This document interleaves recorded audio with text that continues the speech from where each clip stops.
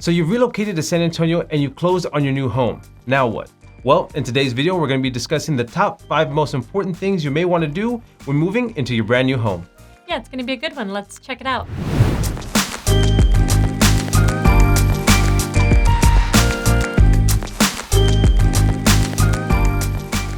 How's it going, everyone? My name's Alyssa. And my name's Frank. And we are the River City Property Team here located in San Antonio, Texas.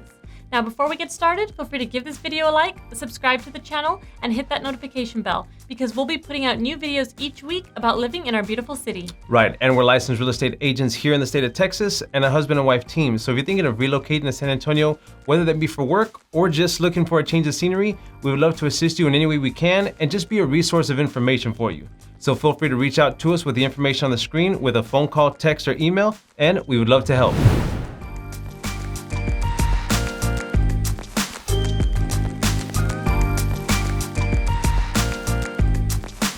So you moved into your new home and you're not quite sure what steps you should take next. Well, you want to make sure you stick around to the end because we're going to talk about one step in particular that's going to save you some money. So step number 1 is getting your utilities up and running. Yes, now this may seem like something that's very obvious, but a lot of the times during the whole hustle and bustle of getting, through your transaction and getting to that closing table, sometimes that can be something that may be forgotten or left out. And you definitely don't want to go into your brand new home with no electricity or no running water. So setting up your utilities is going to be something that you definitely want to do prior to moving into your home. That way, once you get in, you have, lights on, the water's on, and all that good stuff. Now, if you're not from San Antonio and you're not familiar with our water or electric companies, our water is going to be SAWS, which is the San Antonio Water System. And for gas and electricity, we're going to be with CPS Energy.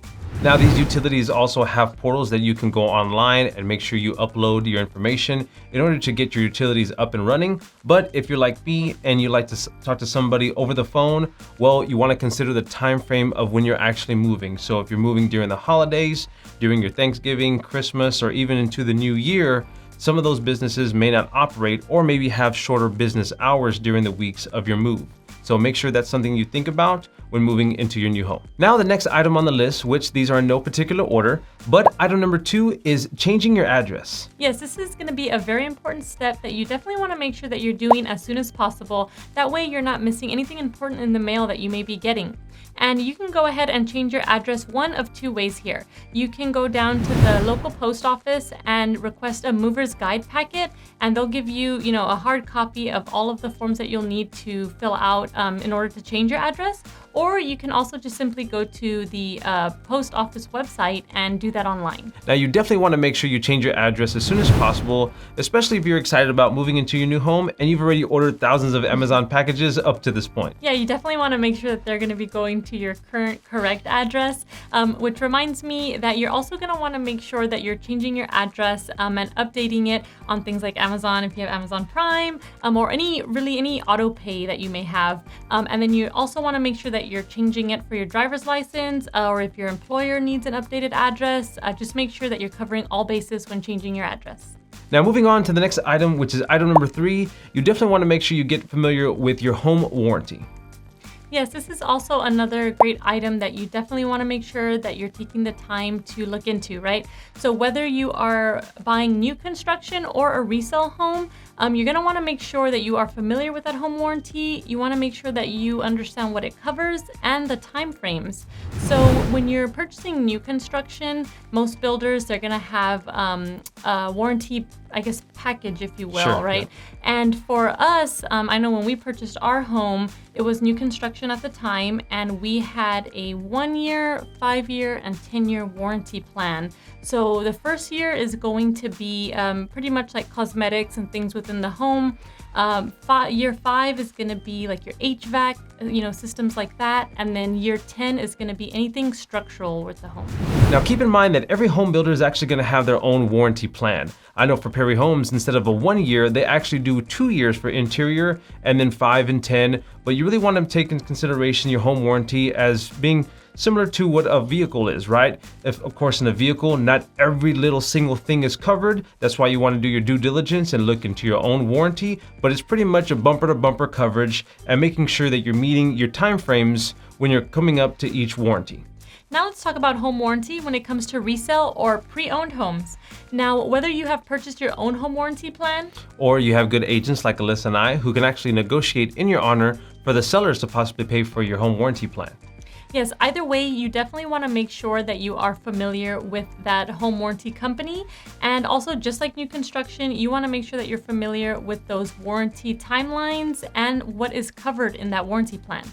Now, one thing I do want to mention before I forget that is somewhat correlated with home warranty, and we didn't want to make this one an actual step, but it's something to consider, is registering your products. Now, the reason I bring that up is because you want to register your products to understand what brand items you have, whether it be a fridge, whether it be faucets or a microwave, stove, oven, whatever the case may be. Because the reason I bring this up is because Alyssa and I, new construction home, we realized that we had Moen faucets and we had an issue with our main sink in the kitchen.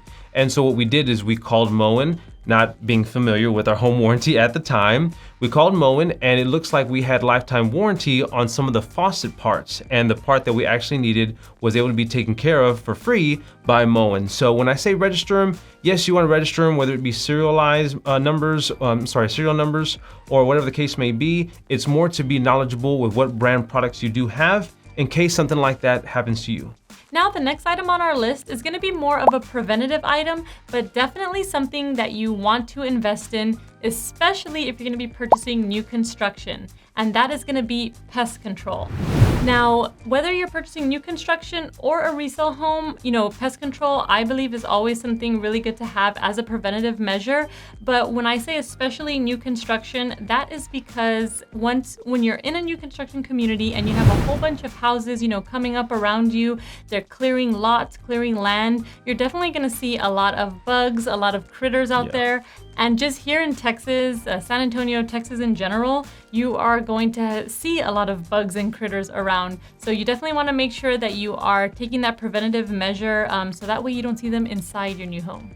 Now, one thing in particular that some home builders are actually doing are implementing some type of pest defense within the actual home. So sometimes they'll partner up with certain companies that will actually run lines between the inner layers of the walls to prevent termites. So that's something that they can plug into to automatically fumigate or whatever they do throughout the walls, but it's something that they're working with hand in hand with another pest control company. So that's something to consider for new construction. But like Alyssa said, it's very important and very crucial to just the life and existence of your home, especially if you have resale. It's just a preventative measure. So for us, it's why not. All right, so the next item on the list, which Alyssa and I mentioned at the beginning of this video, is actually going to save you the most money in the long run, but it's going to be getting familiar with your homestead tax exemption. Now, as we all know, Texas is infamous of having high property taxes all around the state and even in smaller cities. So here in San Antonio, property taxes are high, and something that they do implement is going to be your homestead tax exemption, which pretty much is a tax break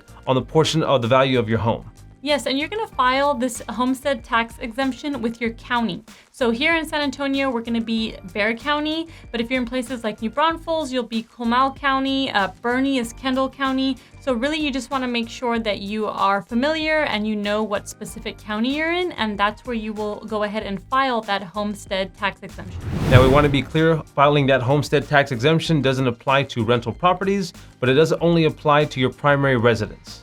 Yes, so if you are an investor and you're buying an investment property or a summer house or a beach house, it's not going to apply to that. It's just going to be to your primary residence. So there you have it, our top 5 most important things that you should do when you purchase your new home. Now, whether you knew some of these items, all of these items, or maybe none of these items, we hope that you got some useful information out of this quick video.